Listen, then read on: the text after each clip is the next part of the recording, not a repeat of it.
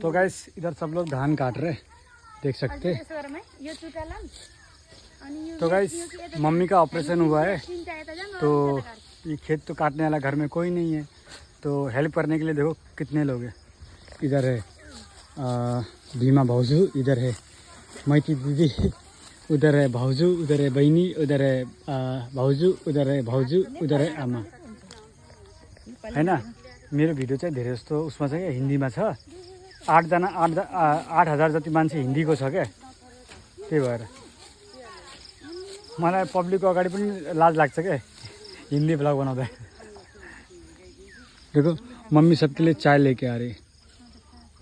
तो guys please like share subscribe कर दीजिए मेरी मम्मी के लिए और सबके लिए जो सब हेल्प करे। देखो ये है नेपाल, जो किसी एक को प्रॉब्लम आता है तो सबको हेल्प करते हैं।